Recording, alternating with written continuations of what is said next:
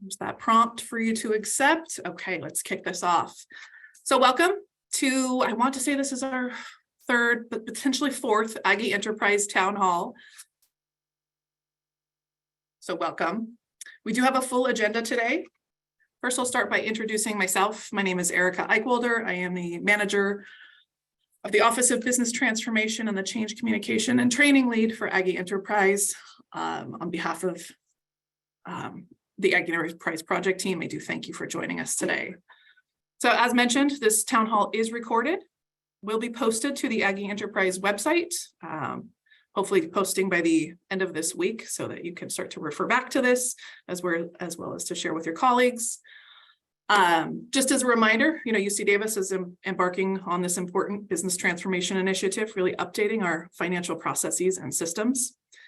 The Aggie Enterprise project team hosts town halls as part of our efforts to really create awareness around what is changing and share information for how you can best prepare.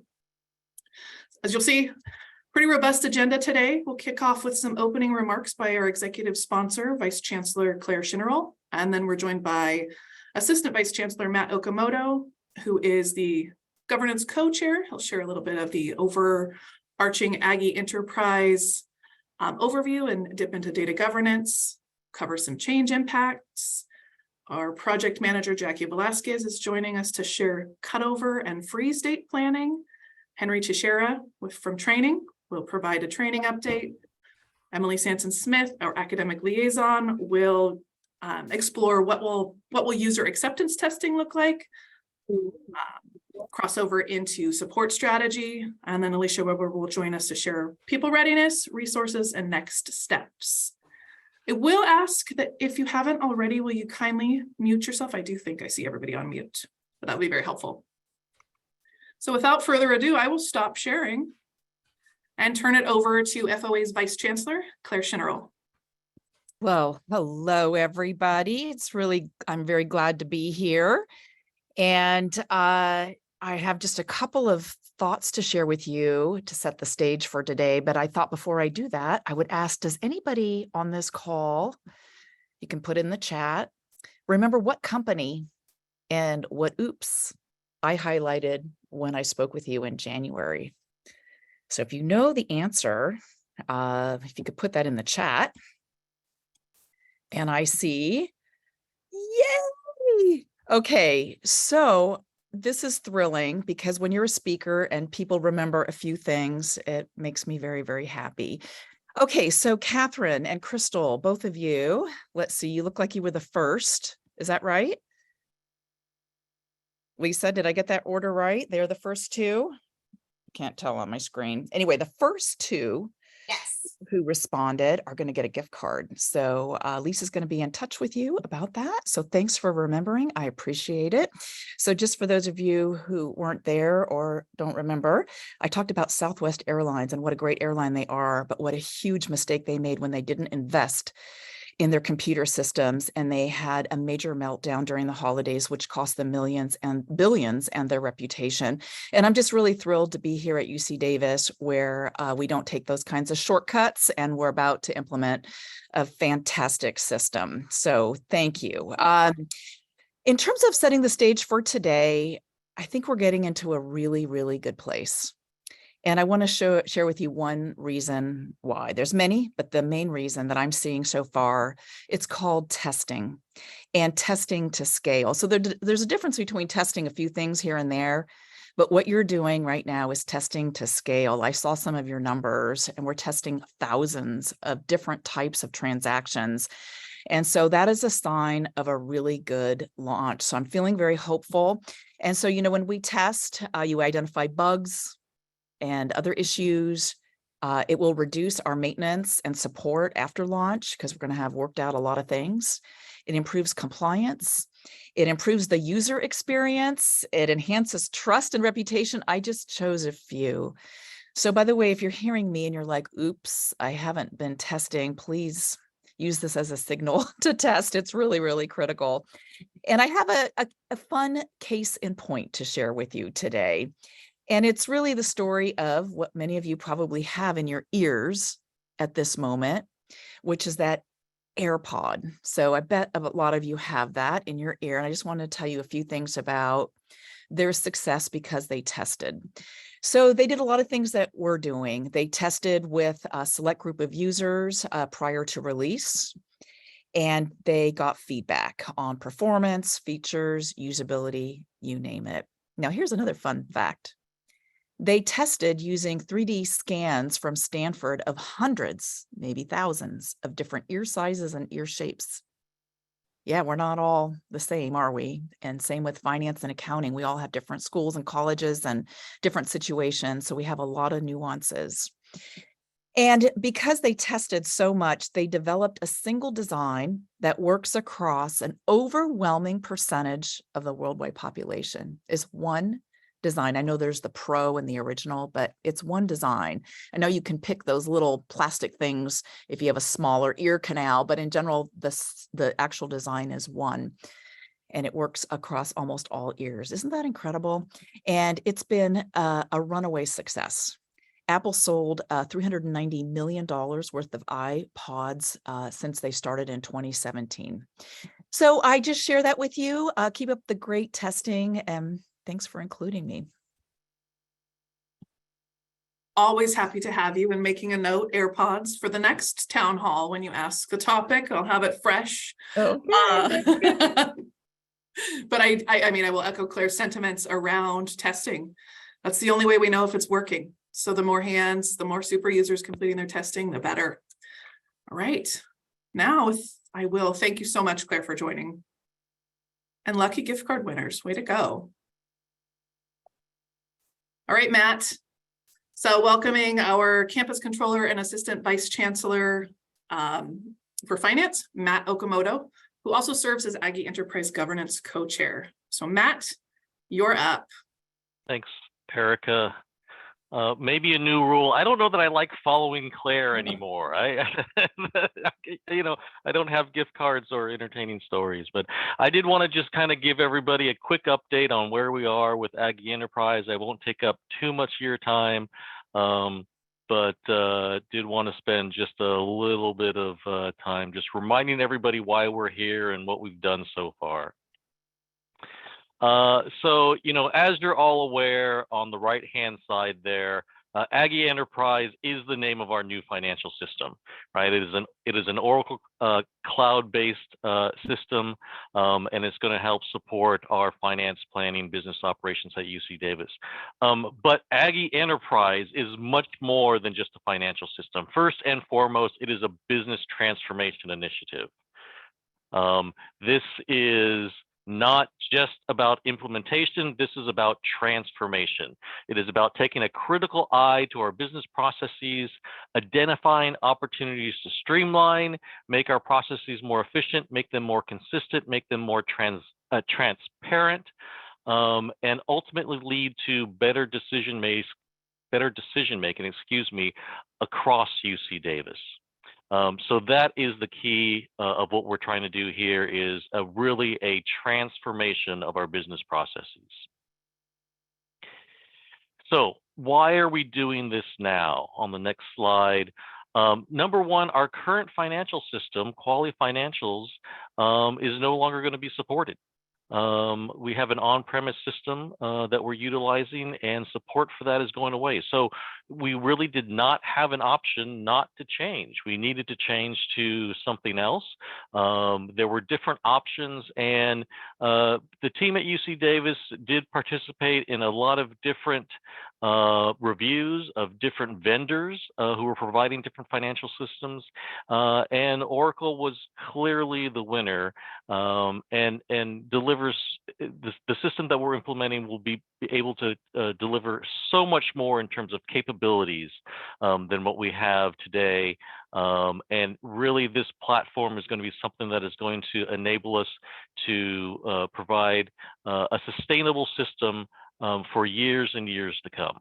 Right? It is a cloud-based system, which means it's supported by the cloud infrastructure, which will greatly facilitate updates, enhancements, make those transitions much more seamless to our users. There's a little bit, Claire mentioned the AirPods. If you've got an Apple or actually any phone, you know how you'll wake up in the morning and you'll get the message that says, oh, your phone was just updated to the latest version. That's a cloud-based a software, a capability, something that we'll be able to utilize when we move to Oracle Cloud Financials, be able to provide those enhancements, those updates much more seamlessly. We're timing this to move along with the requirement by the UC Office of the President to move to the Common Chart of Accounts. You'll notice the date on there, July 1st, 2023. That is in, let me look at my date, in 4 days. So that requirement is happening very soon, and I'll talk a little bit about that in a minute, just about in terms of some of the changes we have to make to accommodate that. And then on the right-hand side, you'll see, what our objectives are for Aggie Enterprise. It's not just a new system, right? It is access to quality data. It is more better informed, data-driven decisions that are and processes that are hopefully be streamlined, and we'll be able to spend much more time on data analysis and a lot less time on data gathering, which I think will make all of our jobs, all of our capabilities much more interesting and engaging. Right, and I've already talked a little bit about the scalable nature and the sustainable nature of the system. Okay, on the next page, just a little bit about what we've accomplished so far.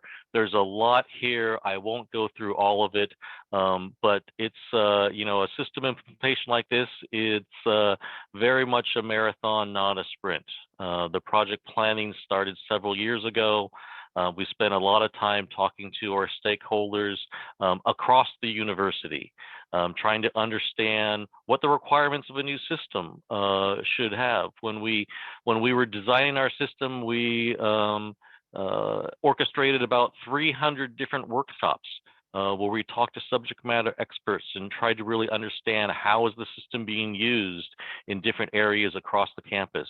And those are the things that contributed to the design and the requirements that we've built into our system. We've spent a lot of time doing testing. Claire talked about the importance of testing. We've already finished 3 SIT cycles, system integration testing cycles. Very, very strong results from all of those testing cycles. As most of you are probably aware, we are right in the middle of our super user acceptance testing right now. There are over 130 super users that are getting hands-on exposure to the system right now, helping us put the system through its paces, making sure it's operating the way it should be, right? That wraps up later next month.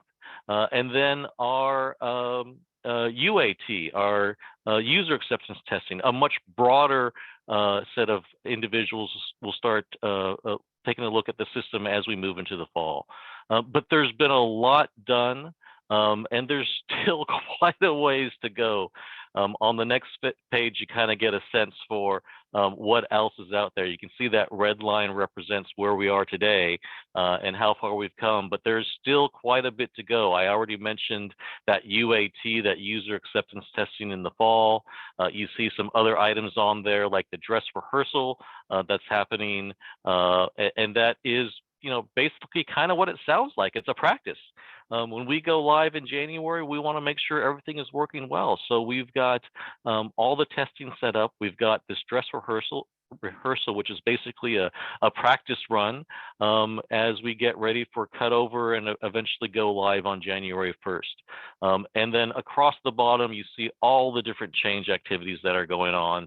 Things like this town hall, lots of different training activities that will really start gearing up in the fall.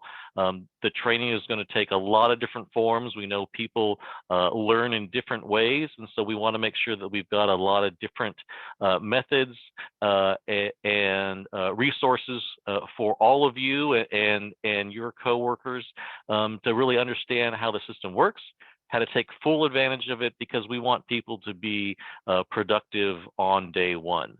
But all of this will help lead us to our go live on January 1st, 2024. that is 188 days from now. So it kind of seems like a lot, but it's really not.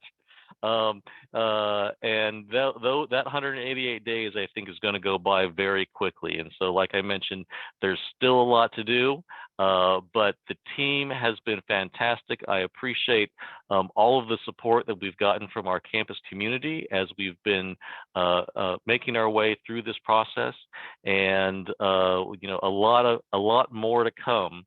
But I've got a lot of confidence in the organization, in the team, and in all of you as key members of the community to help get the campus ready for our implementation. Okay, I'm going to spend a little bit of time talking about data governance. Excuse me. I mentioned that July 1st date, and that'll come into play here pretty quickly. But you know, what does data governance mean? It's how we take a look at and maintain and control our master data, right? Master data is critical, right, to our operations, critical to a financial system. You can see all the things that are included when we say master data. What does that really mean? It's all the values that are in our financial system. It's information about our customers and our suppliers. It's information like employee email addresses or employee IDs. Information about our projects, our contract and grant awards. It's our roles management, which means who is authorized to be able to initiate a transaction within the system and who's authorized to be able to approve it. There's a lot that's included in master data. That's something that is so critical to getting right.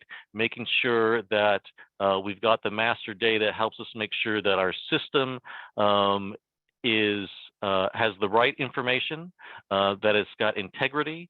It's very key to the functioning of a good, sound financial system and the operations of the university. So with that master data comes the concept of data governance. So we've got all this data that's in the system that is so critical. Data governance helps set those controls to make sure that we are managing and using and maintaining that data appropriately, right? It is how we make sure that the data that is in our system is the right data. It ensures quality and accuracy. It helps eliminate the possibility of redundant or inconsistent or perhaps erroneous data, right? These are key elements when we're dealing with a financial system, because data is key, right? We want to be able to make good decisions. We want to be able to make data-driven decisions, and so we have to have confidence in our data. And this is where the data governance comes in. We have to make sure that people can trust the data they're getting out of the system, right? It has to be reliable and consistent, because that's how people are going to, that's what people are going to rely on for our reporting that we do, for the analytics that we do, and the decision making that is ultimately going to result from that, right? So this is key. Good data governance will help facilitate all of this. It will also help facilitate sharing information. Not just across the campus, but actually across the whole University of California. Well, I mentioned that common chart of accounts that is coming from the Office of the President. One of the things that's going to help us do is help us share data and understand what the operations of all of the different campuses look like. And with a consistent set of data, we can say, okay, who's best in class in this area and who's best in class in this area, and we can learn from each other. Right? We can take those elements where some campuses do better than others, and we can figure out, okay, how do they do that? How do we leverage what is being done so well at another campus? And in order to do that, we need to have consistent, reliable, and transparent data that we can utilize across the system. Now, one of the first elements of that data governance is going to come into play starting on July 1st. And that is going to come into play, and it coincides with the adoption of that common chart of accounts that I talked about. Now, for all of the users on campus, we're not adopting it as a user until we go live with Aggie Enterprise. right? So the chart of accounts is not changing for all of you until January 1st of next year. However, the Office of the President is requiring us to report information to them under the new chart of accounts starting July 1st. And that's one of the reasons we need to make sure that the data governance aspects start on July 1st. So starting on July 1st, 2023, as you can see on the slide, requests for new FAU, full accounting unit values, will now need to route to central finance for review and approval. And you can see the different type of documents that were listed there: accounts, projects, objects, etc. All of those things have to get routed centrally for approval. And included in that approval has to be, how does this KFS account map to the new common chart of accounts account, right? Because like I said, all of our financials need to be reported to the Office of the President starting July 1st in that new common chart of accounts format. So that's one of the reasons we need to go through this approval process, is we need to be able to make sure that as you're entering things into these new FAUs, that we know centrally how to map them into the new chart of accounts so that we can report appropriately to the Office of the President. So we're not, you're still able to create new values. There's just an extra step that we have to put in place right now, an extra approval to make sure that we understand the mapping, because we need to make sure that we can still maintain accurate and consistent reporting that to the Office of the President. There's a lot more information on the data governance webpage that just got published today. And I see Alicia put the link in the chat, so check that out. That'll walk you through the new requirements so that you know what is required when requesting new values, and making sure that we can help support the units, but at the same time report up to the Office of the President with all those new account values. Okay, and with that, I think I'm going to turn it back over to Erica. Thank you so much, Matt. I appreciate you sharing more about data governance and then all of the great work that's been accomplished by this team, by our stakeholders. We're doing this together. And Rosemary Martin Ocampo, I'll slip you that gift card for that nice comment in chat. I appreciate that. It really is taking a team. As Matt mentioned, just wanted to drop in here, Alicia dropped a link into chat as well. The data governance webpage published today, this morning, about 9:05. So there is new information for you to check out in that space. Kind of a recap of what is data governance, what are those KFS workflow changes that are happening as of July 1? What are the requirements for submitting new requests? So those that attended the data governance forum, you heard, there's going to be a template, there's going to be a process in place. Exploring this webpage is the first, is our recommendation to start to orient, what does that process look like? Also publishing the guiding principles for the chart of accounts, just to help you consider as you're making those value requests, are they aligning with the principles for the new chart of accounts? And again, if you're interested in all about data governance, you're welcome to review the data governance forum that took place on May 30th. Again, through that link, there's the slide deck recording, and then a robust question and answer document. Kind of keeping on the theme of data or information. Oops, excuse me, I am out of sorts. This is my slide, pardon me. We'll talk a little bit about the change impacts expected with Aggie Enterprise. All right, so what is changing? We talk a lot about business transformation, system implementation, and what does that really mean? What's actually changing for us? So supported by Oracle Cloud Financials, Aggie Enterprise does change that actual system.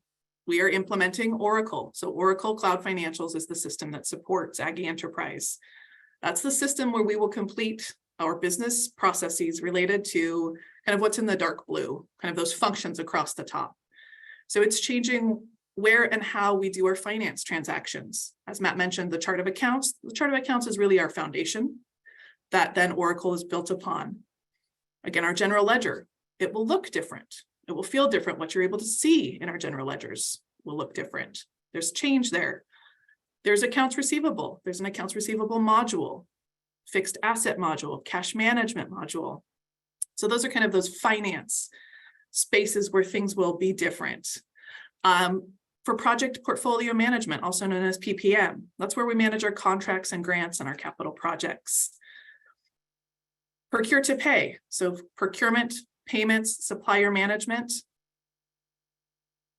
Planning, workforce planning and budget. So where we historically have been planning in Aggie budget will retire and be replaced by the Aggie Enterprise Planning module. And then how we do our financial reporting. So financial reports and analytics will not look the same. You may have seen this slide before, where I talked about Aggie budget retiring, Aggie buy is retiring, our cost share application, FISDS, so that decision support is also retiring, ledger review, and then the big one, KFS. These will all be replaced by Aggie Enterprise. And so you can imagine when we're changing all of these different systems and interfaces, our business processes also need to change. Just for those that are interested, there is a link here to the table of systems that are undergoing configuration or rework to support the transition to Aggie Enterprise. That list includes different applications that we'll be integrating with Aggie Enterprise. And so you're welcome to click into that link and see if the particular system you're interested in, what are the plans for that.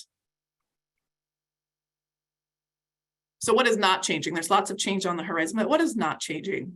Aggie Enterprise, so that Concur system that supports our travel and entertainment today, going to support travel and entertainment tomorrow.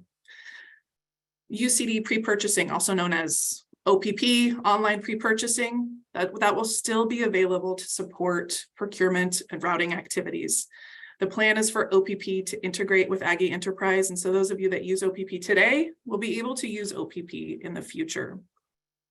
And we also know that UCPath remains as our system of record for human resources and payroll, so that UCPath will remain. There will, of course, be opportunities that UCPath and Aggie Enterprise need to talk to each other, push and pull information from each other, and teams are at work to ensure that that happens as seamlessly as possible.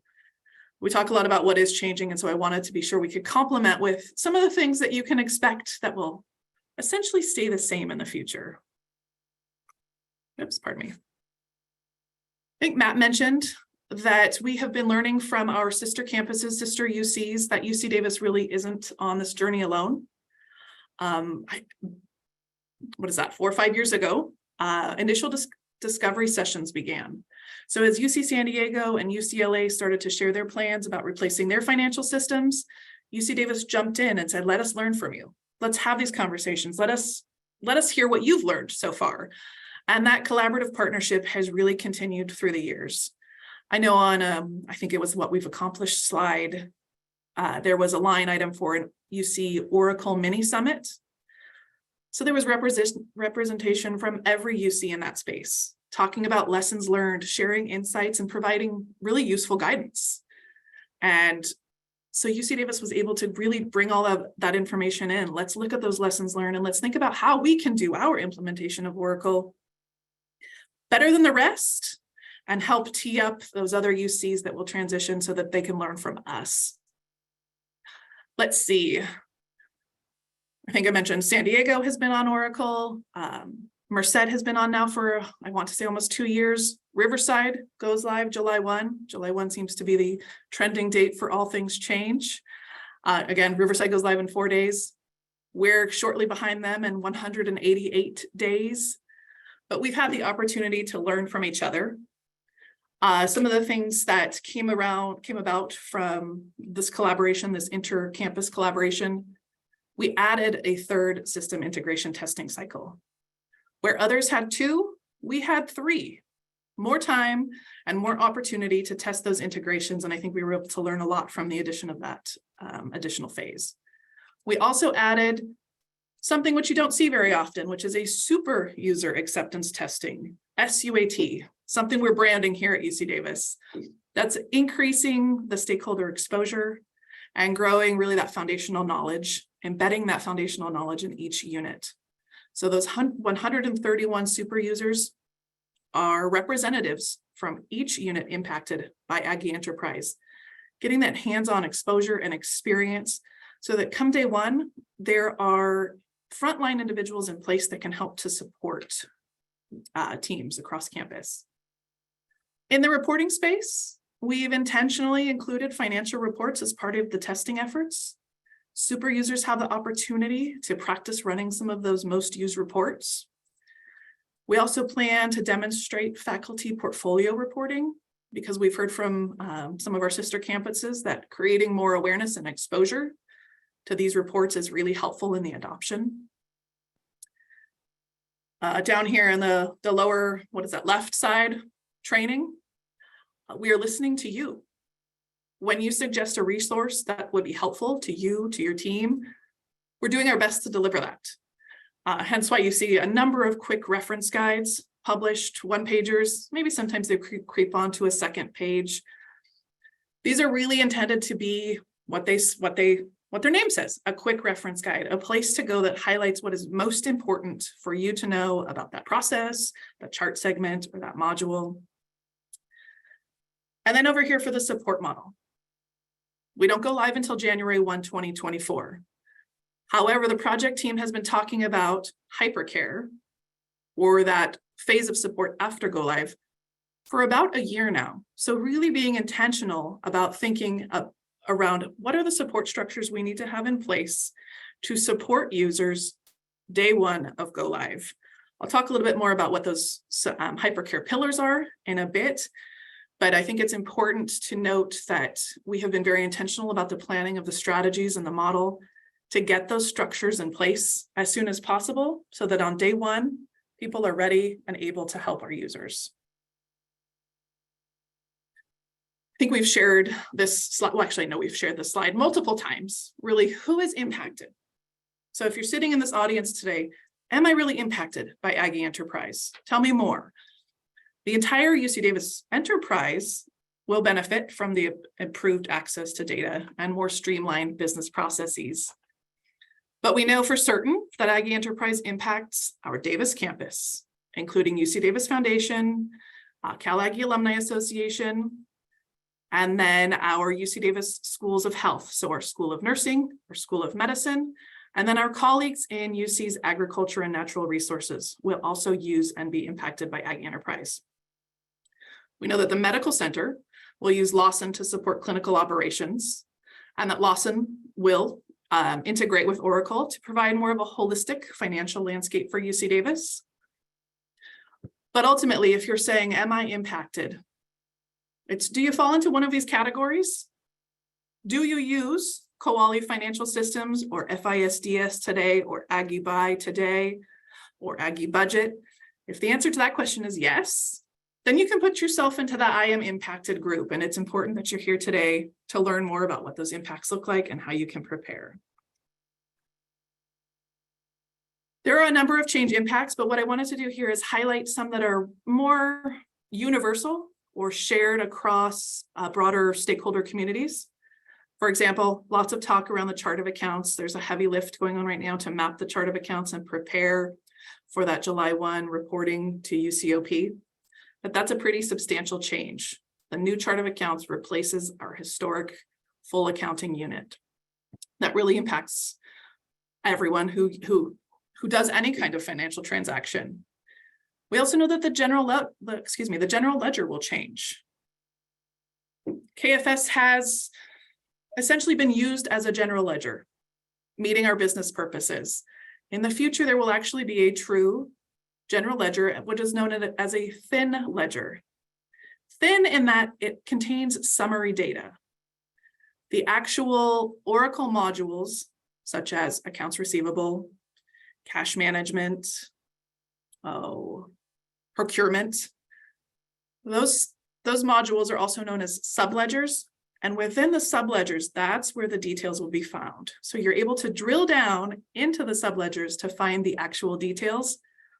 In the general ledger, you find summary information, and hence why it's called that thin ledger. So that will be a significant change for individuals. In the procurement space, catalog and non-catalog shopping will be completed in Aggie Enterprise. Aggie Buy retires at Go Live. You'll still be able to do your shopping. It's just going to be in a different platform.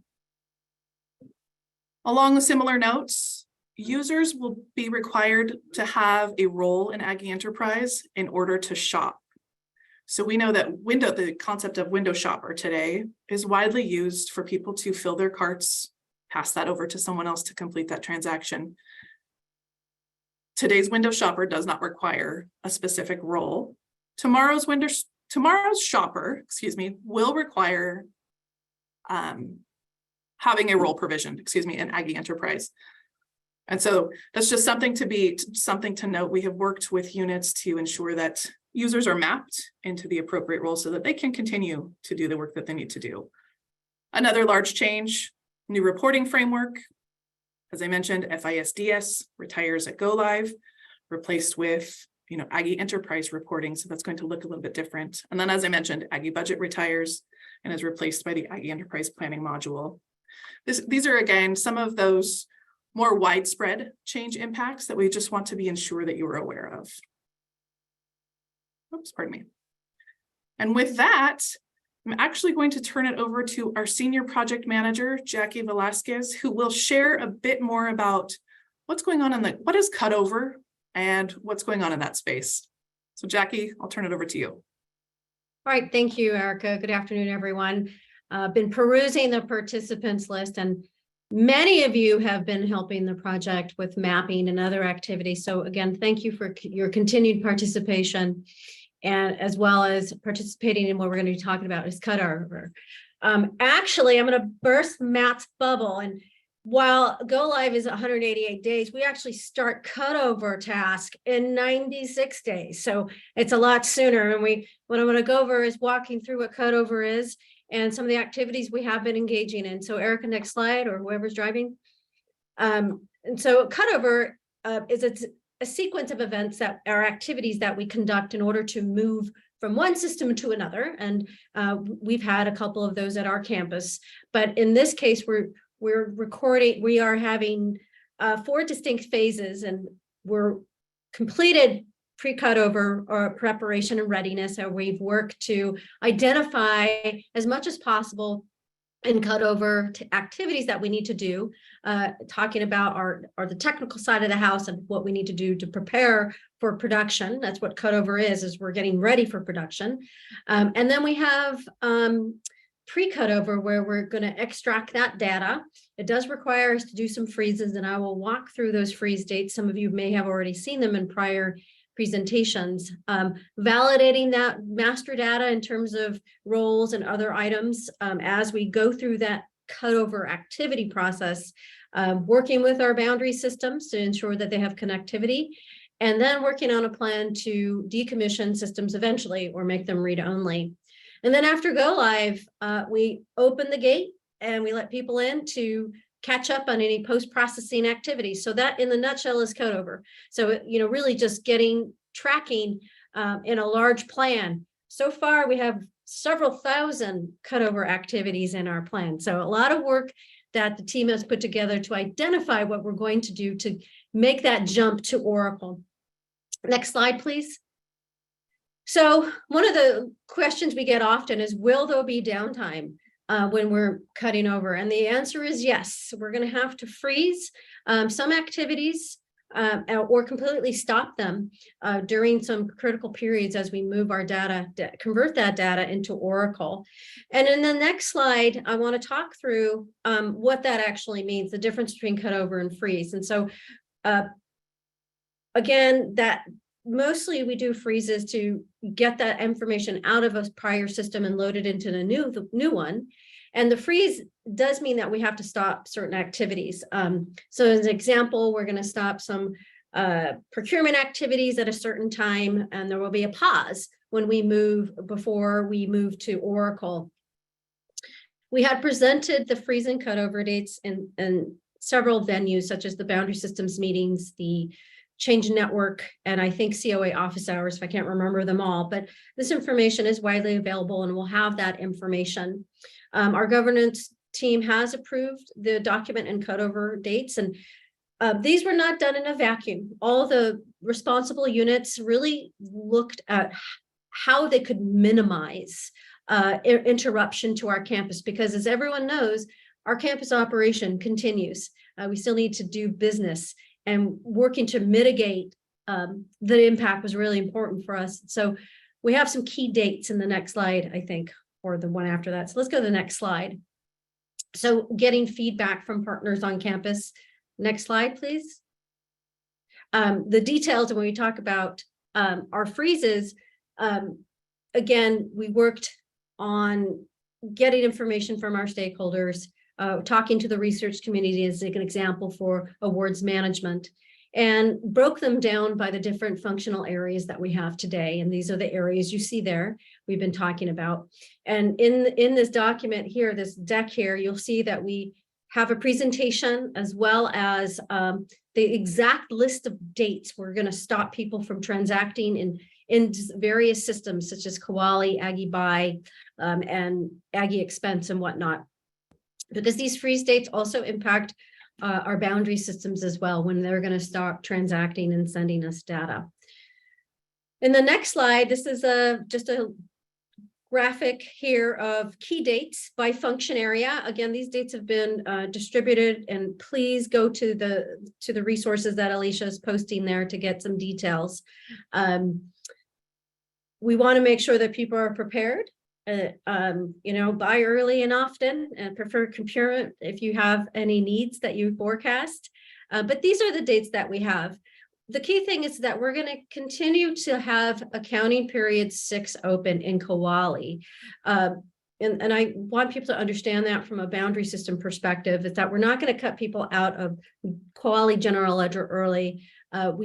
Because of the requirements from UC Path and the late GL information we're going to get, we will give people the ability, if they choose, to continue transacting in Koali GL until the last day, which is January 4th for boundary systems. And then we will close accounting period 6 and do a special accounting period 6 conversion into Oracle for balances. So please take a look at these dates. And if you haven't seen them, my recommendation is to walk through these dates and make sure they impact your business, things are completed.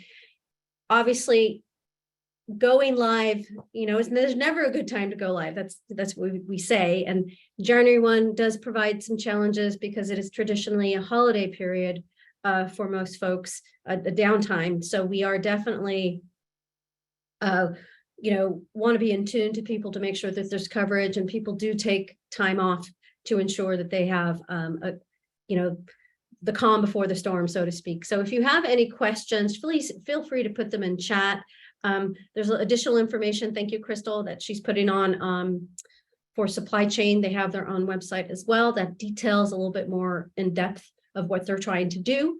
And that's all I have on cutover and freeze. And again, thank you all for helping provide some of the feedback on these dates. It's been really valuable to get perspectives from different business areas around campus. Thanks so much, Jackie. As Jackie mentioned, this is really the first large push out of this information to help to create awareness. And I see lots of great questions in chat trying to understand, what does this mean? How can we prepare?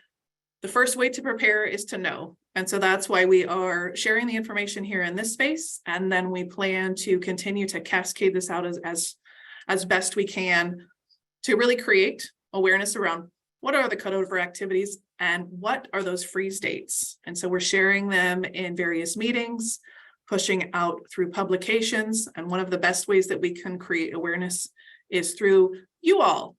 So there may be some shock and awe as you see these dates. And that's okay, because we're trying to figure out what do we need to do in order to prepare for these dates. The best way to do that is to take this information, dig in, share with your colleagues, talk with your teams, think about the impacts, think about how you can prepare based on your business and your business needs. And then, as Jackie mentioned, ask us questions. I did see, a comment in chat, what can we do to prepare? First step is really be aware of those freeze dates. Review the plans shared today, share with your colleagues. Explore supply chain management's website. So Crystal did drop a link. There's also one that will be shared in the town hall slides.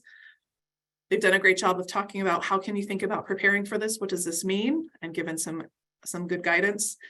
If you're impacted, if your work involves contracts, grants, awards, I encourage you to click into the research administration forum slides that are linked here. Talks a little bit more in depth around the dates and the impacts in that space. That said, as you can see at the bottom, coming soon over the next, I want to commit to the month of July, we'll start to push out more detailed cutover preparation guidance.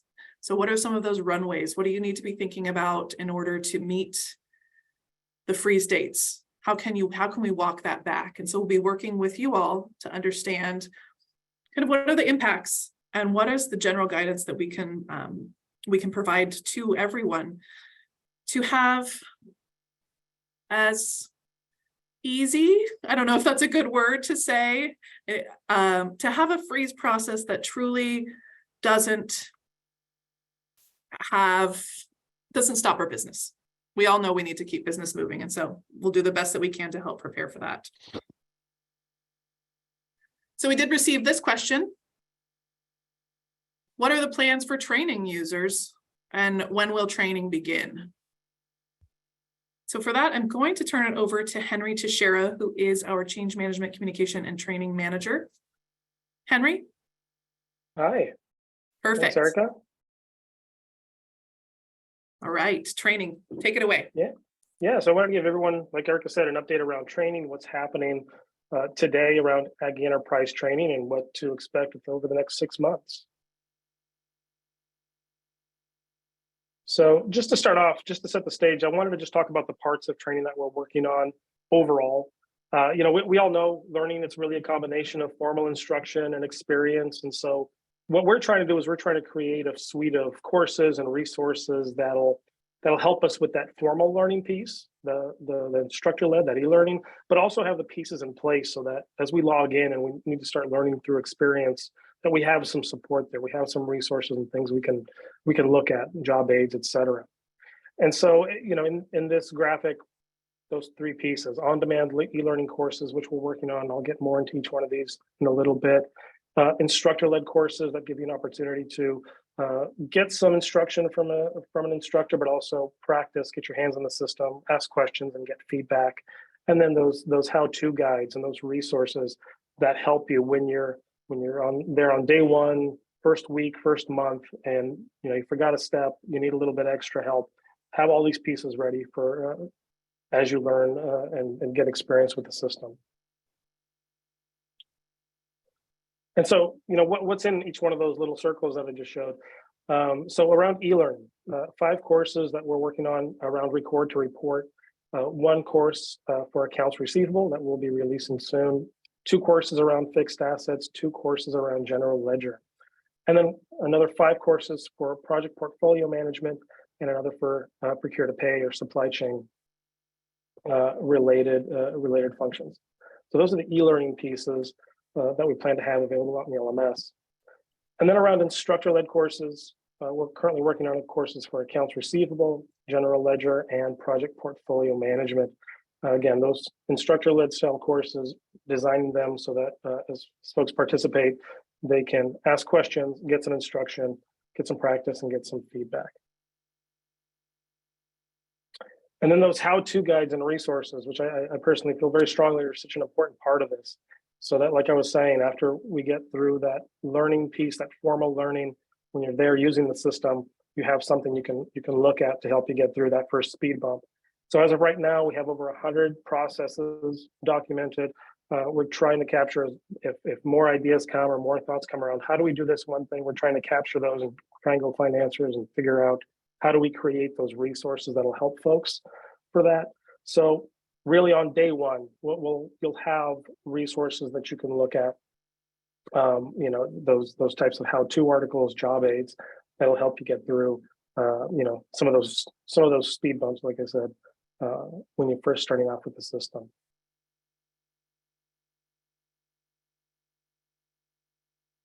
Next slide. So when is all this happening? So right now, the planned timeline is, so June 2023, right now we have a week left. We have a new resources around chart of accounts segments that the chart of accounts team has been working on. That's available actually right now. We'll have a link. Perfect. Alicia just put the link in the chat for us. Great resources just to have available as we start wrapping our heads around chart of accounts more and more. By the end of July 2023, around e-learning courses, we expect to have fixed assets and accounts receivable courses. released and available on the LMS. And then at the end of August, general ledger, project portfolio management, procure to pay, all of those released. Now, just to say, so, these are the end of July, end of August is when we plan to have them all completed, but the plan is to have a phased release. So as the content is complete, it's ready, it's verified, we'll release it, we'll announce it through the different channels that we have. Make sure you're signed up for the newsletter so you can hear about them. And we'll get this out to folks as it's available. And then as far as that instructor-led piece, expect around October to start seeing open enrollment for those courses that I mentioned before. So with all that said, if you're looking for something to look at right now and start looking at more materials and get familiar with the system where you can, like I mentioned, the new chart of accounts segments resources available now, 8 short videos, one about each segment, even more supplemental resources that look great available right now that you can look at, share with teammates, share with colleagues, share with your teams, and get not only a better understanding, but have something ready in case you need that refresher.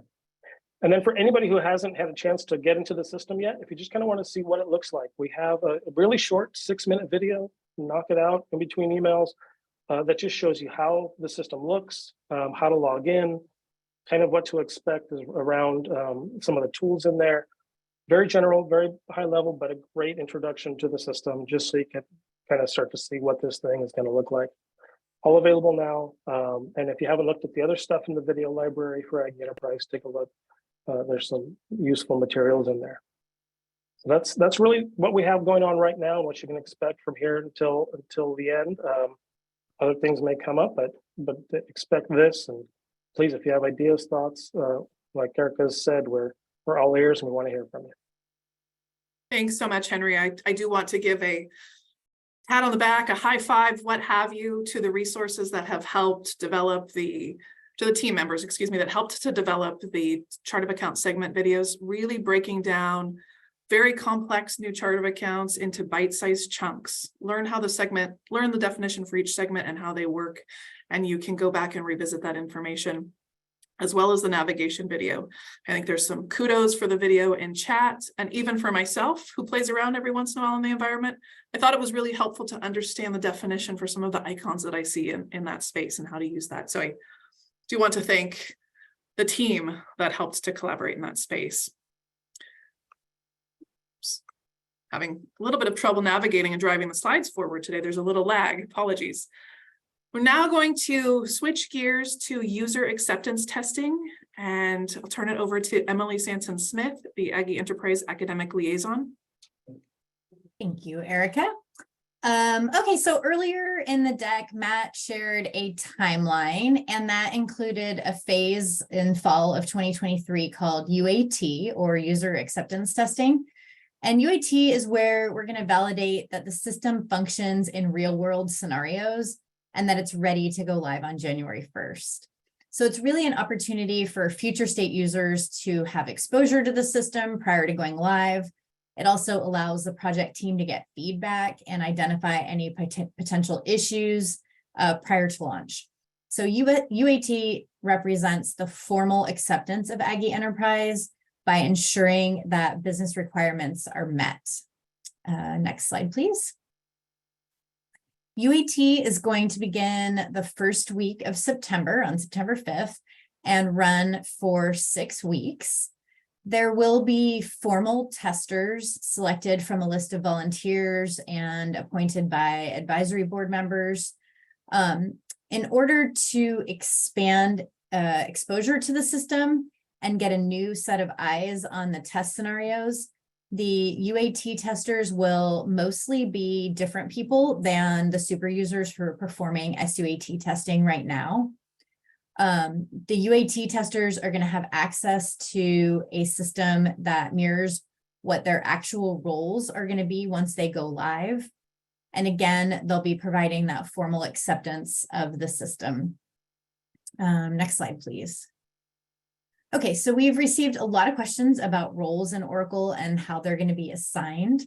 Access and roles work very differently in Oracle than they do in KFS. So a lot of work has been coordinated with security liaisons from each of your units. We can go ahead to the next slide, I think. Okay. So the security liaisons are structured similarly in Aggie Enterprise to the way they're set up in the UC Path system. And earlier in June, we wrapped up a month-long effort to map individual employees into the Aggie Enterprise roles. Those security liaisons began with a baseline report that was provided to them that included recommended roles based on what people have access to in KFS today. And then they worked with their units to review all of those proposed roles just to ensure that they were accurate and make any changes that might be needed as we move into using Oracle.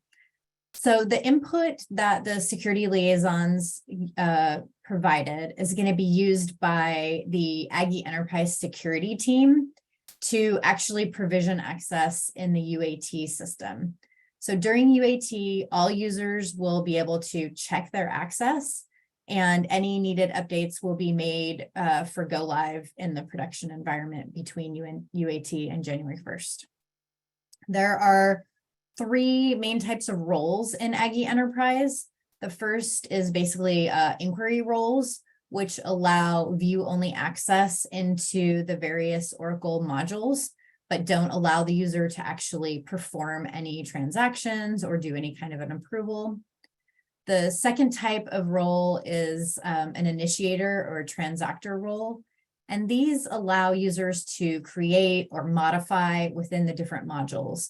So for instance, they might be granted roles that would allow them to create purchasing requisitions or initiate GL journal transfers or create PPM tasks.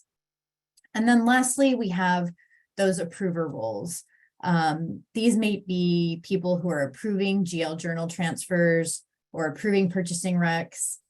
And while individuals might have that might be assigned both initiator and approver roles, there are controls in the system that prevent people from approving their own initiated documents.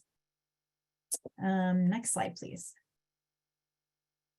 Okay, we know a lot of you are anxious to get your hands in the system, and we get asked a lot when an environment is going to be available for future users to practice. And let's go to the next slide. Okay, so I mentioned that the formal UAT testing will begin the first week of September. In the weeks leading up to that, the project team is going to be preparing the test environment, converting data, and provisioning those roles that I just talked about. Then official testers are going to have 6 weeks to complete their tests and provide feedback on any issues that they find. During this time, all future users should be completing any outstanding training that applies to the roles that they're going to have in future state. And then the first week of October, there will be a separate development environment, an Oracle environment that will be made available for all future hands-on users. And this will incorporate issues that are identified by the UAT testers during the first 3 weeks of their testing. Again, this environment is going to be open to all future users, so everybody is going to have the opportunity to access the system and practice doing the same processes that you do in Quali, but doing them in Aggie Enterprise.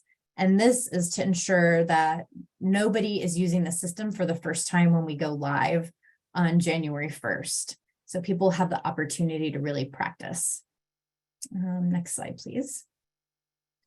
So this slide is just really a recap of what's going to happen between now and UAT.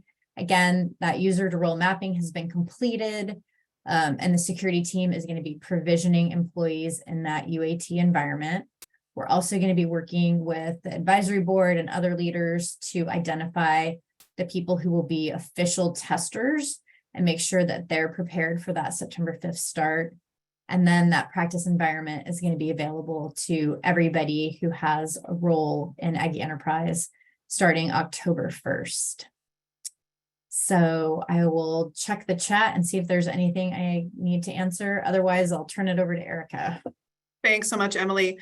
I think for the most part, people were just interested in, you have UAT testers been identified yet? And I will say, no, we have not confirmed the testers. There is a bit of work that needs to be done to ensure that we have fresh faces and fresh hands in that space, because we really want to increase the exposure. We have used our super users, and now we want to open it up to a new set of folks. And so that work is underway right now.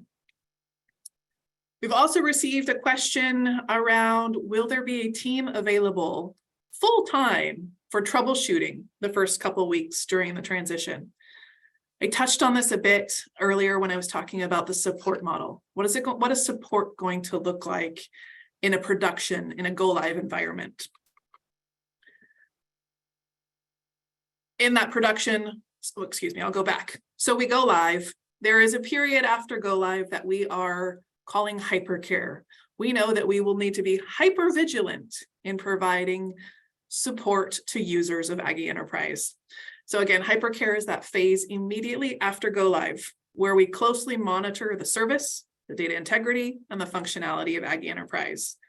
Hypercare supports UC Davis operations, and the intent is to provide quick resolutions to user incidents. Currently, we've got hypercare planned for 2 months.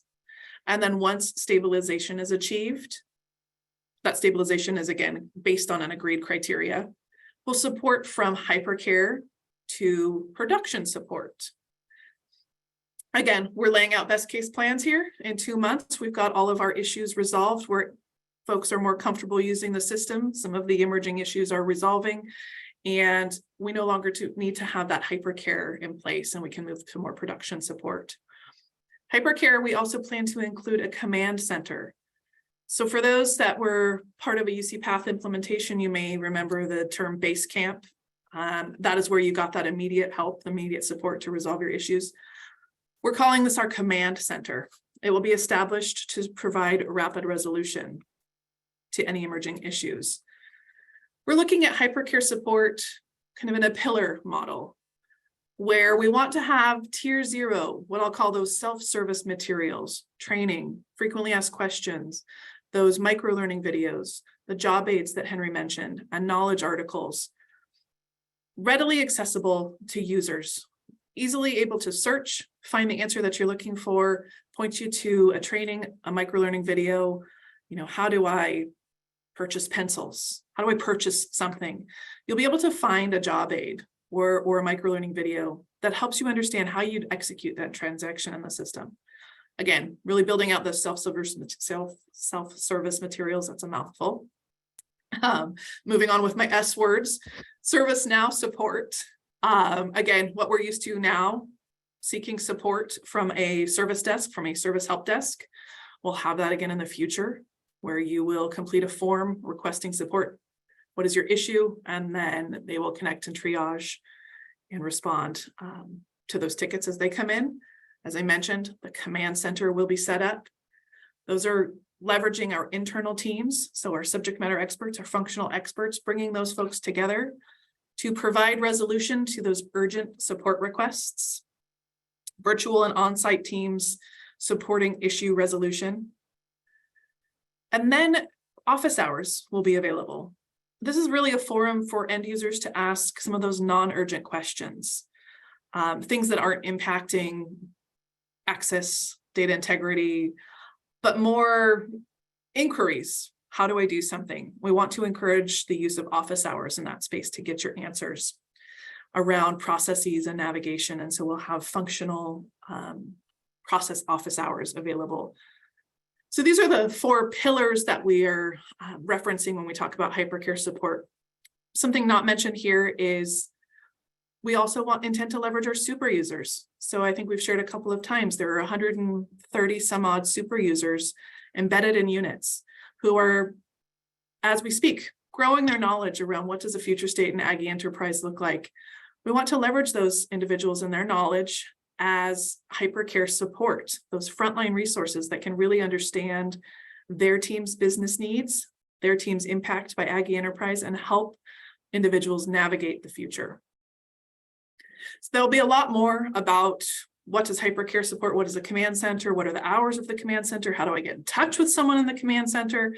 All of that information will be shared as we approach that January 1 go live date. But I wanted to share that the project team and leadership have been very intentional about creating structures, building structures to be in place so that we do have a good support model ready for day one.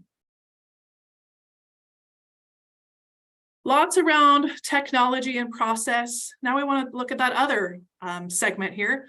How are we all, as people, getting ready for Aggie Enterprise? And for that, I will welcome our change management professional, Alicia Weber, to share more. Erica, and you're right. We have talked a lot about technology today, but we have also talked about training and the support structure and testing opportunities, which are really key to people readiness. And so I want to talk a little bit about how we're going to measure this and why it's important. If we can go to the next slide. So when we think of a change as complex as Aggie Enterprise, there's really two sides to it.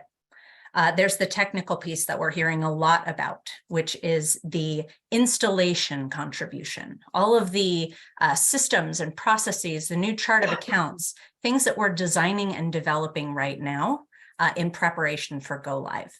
And all of that is, of course, important. Hence the 3 rounds of systems integration testing and all the testing that's taken place so far. But there's another piece of this, which is the adoption contribution. And that's actually even more crucial to project success, because that's the people side of change, which tells us that each of you are going to be ready to be successful in the new system and transacting with that new chart of accounts. Now, the only way we can know if we're supporting this is by measuring it.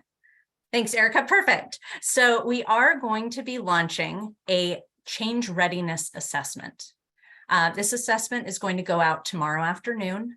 And because we have a holiday coming up, we know people are taking vacations and you're really, really busy. We're giving you a couple of weeks to complete this. So it'll be open through Friday, July 14th. And responses to the survey are anonymous. So this is a chance for you to tell us how you're feeling about the project. Your name is not going to be attached to any of your responses.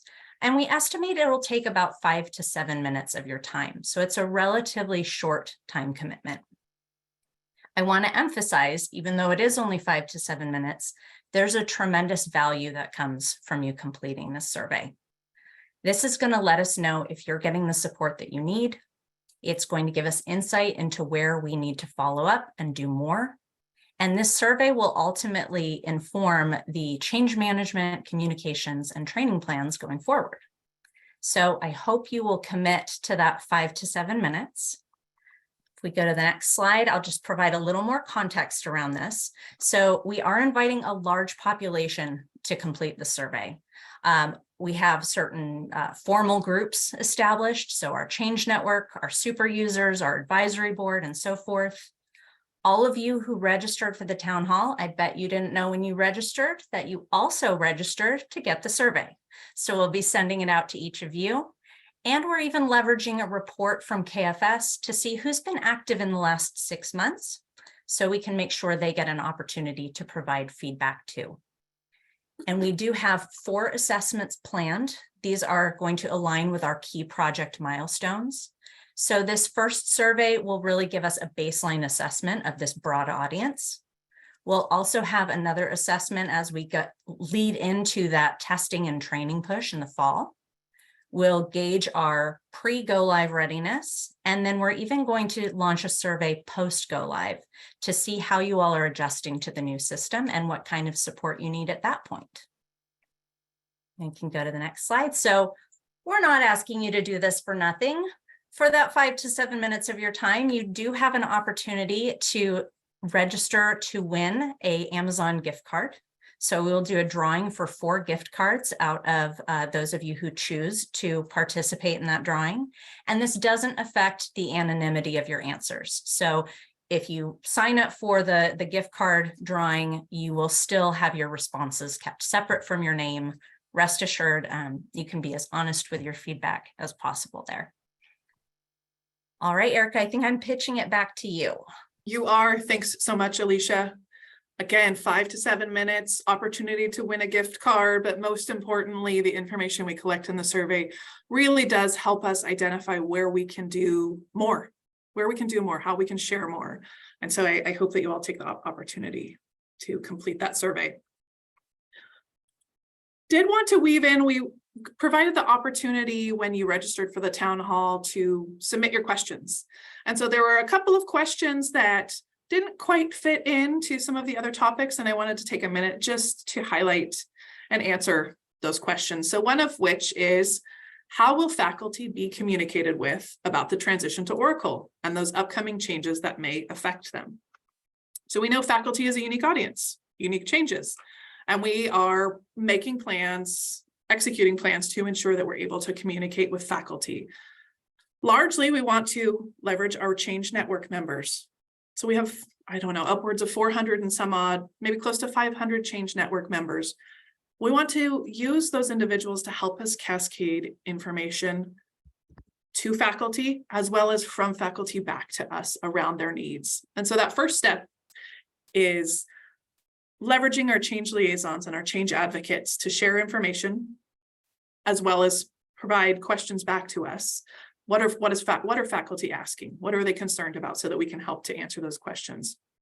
We also plan to engage a sample population of faculty representatives in user acceptance testing. So folding in roughly a handful of faculty representatives to get that hands-on exposure, really within some confines of testing the sub-award invoice payment approval process. So what that looks like, executing that and gathering their feedback. And then also testing the faculty portfolio report. So we want faculty to be able to access the information that they would typically access today in Aggie Enterprise, so we can understand how that feels for them, how that works for them, and whatever supplementary guidance or documentation we need to create to help support that. The project team will also host a faculty-focused session. For today's town hall, we invite all who are interested to attend. For the faculty focus session, this is going to be more for faculty to be able to learn about Aggie Enterprise, the impacts to their work, ask questions. And so that we're planning that for fall of 2023. We're confirming some of the dates and details, but that will certainly be published in the spreadsheet, and we will work with the different schools and colleges to ensure that we've got representation there. And then where we need to, I think we heard faculty it would be helpful if there was a one-pager that detailed what's changing and how does it impact me. And so working towards developing those kind of guidance documents is also part of our plan. Also welcome suggestions. If there are things that have worked well when communicating and engaging with faculty, we're all ears, love to hear those. We recognize that there are some unique populations across campus, and we're always interested in how we can best meet those unique needs. Another question we received, can you remind me about when the Aggie budget replacement, Aggie Enterprise Planning goes live? So I'll just take a quick opportunity. Aggie Enterprise Planning goes live January 1, 2024 with the rest of Aggie Enterprise, with the exception that on January 1, users will be able to go in and explore, kind of poke around in Aggie Enterprise Planning. They'll find some workforce planning data available, but at the end of the day, Aggie budget is required for planning for fiscal year 2025.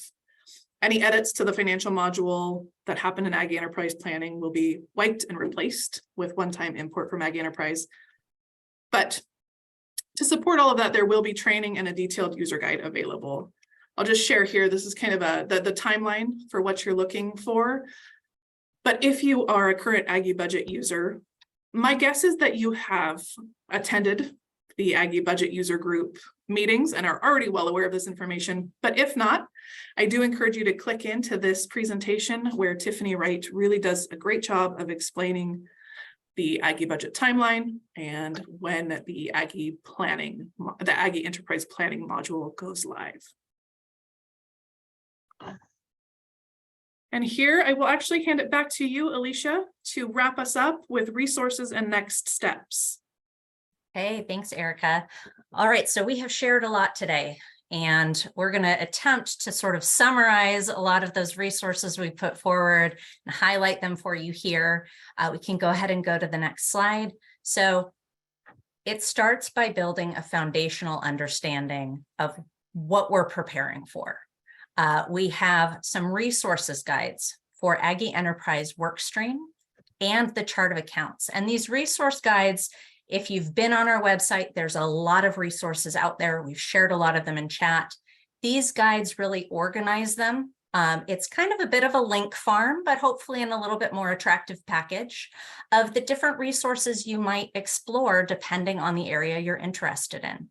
So there are P2P and PPM resources in that workstream guide. There's the chart of accounts resource guide, which outlines those videos, includes the new micro learning videos we've put out there. So those are sort of a good one-stop shop if you're trying to acclimate yourself to where you want to get started digging into these resources. We are also really excited, we've shared it already, to announce those COA segment micro learning videos. So if there's a particular segment that you aren't comfortable with or want to know more about, you don't have to go back to those e-learnings, though we welcome you to do that. But if you just want to dive into the project segment, it's a quick 7-minute video where you can dig into that, and there's supplemental resources linked below. So those are on demand at your own pace to choose what you want to explore. And then of course the navigation video, we saw a lot of comments on that in chat. That's been a great resource. We're excited to have you exposed to what the tools are in the system and what the navigation will look like once you get in there when we do some of that Oracle training later this year. We also have a lot of demos that have already come out and continue to come out. Data and reporting is a hot topic. And so you can visit and join us for an intro to data and reporting on Wednesday, July 12th, and you can register for that now. I think someone will drop the link in our chat here. And then we also have the supply chain management demo series. So supply chain management has been hosting monthly demos to give you more information about supplier management, purchasing, and accounts payable. The next demo will be on Thursday, July 27th, and they do record those, and those are available online, which actually leads perfectly, I think, into the next slide. If you've missed a demo, we are recording all of them. We're posting them on the website. We want to encourage you to go back and explore the ones that you may have missed. We have also heard feedback that maybe you aren't catching all of the announcements for demos. So we have some tips here to make sure that you can stay up to date about what we're rolling out. First off, subscribing to the spreadsheet newsletter. So that newsletter includes monthly announcements for Aggie Enterprise, including upcoming demos and town halls. We also post events on the news and events section of the Aggie Enterprise website. And if we're emailing you from CCT, the Change Management Communications and Training team, we want to make sure you're getting those emails. So we recommend adding the email address you see here to your recommended sender list. So that way you can make sure those emails aren't landing in your junk or your clutter folder, because we don't think they're junk or clutter. And then if you can't attend live, again, we want to encourage you to watch the sessions, watch the recordings, and still feel welcome to ask questions. So if you watch a demo recording and you have some questions about the content, please email us at aggieenterprise@ucdavis.edu so that we know what questions you have, and that will inform future demos and additional content as well. We can go to the next. Okay. Again, lots of resources. We just want to highlight a few places you can go if you're looking to find pretty much all of them. The Aggie Enterprise website, lots of pages there on chart of accounts, project portfolio management. You can find your change network and super user representatives for your organization, as well as frequently asked questions. The video library, that's where that new Navigating an Aggie Enterprise video is, as well as chart of accounts introductory videos. And it's where we'll be posting the town hall session. And then our resource library is where you can find all of those quick reference guides, the resource guides I mentioned earlier.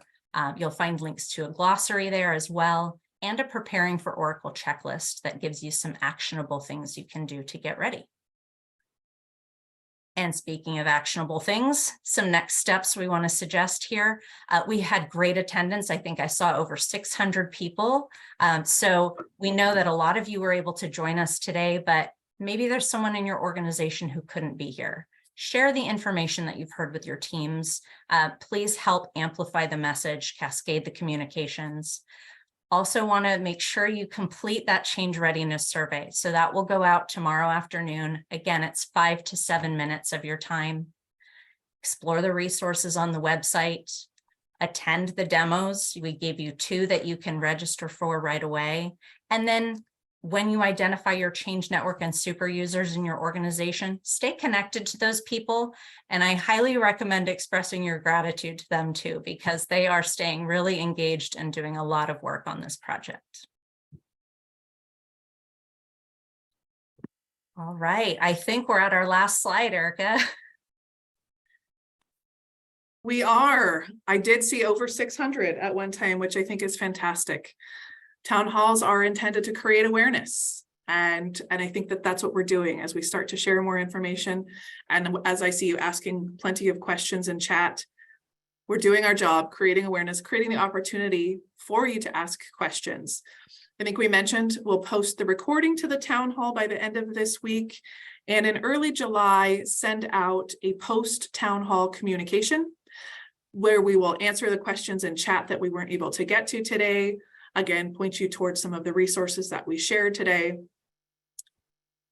Closing the loop, ensuring that everybody is receiving the same message, understands how to access information, which, as you see here on this slide, it's a great opportunity to hop into the Aggie Enterprise website. New information, new pages are being published. As we're able to churn them out with the data governance page posted today, and then the chart of accounts segment videos also shared today. Do encourage you, if you don't already, to subscribe to that spreadsheet newsletter. And as always, you can email questions to aggieenterprise@ucdavis.edu.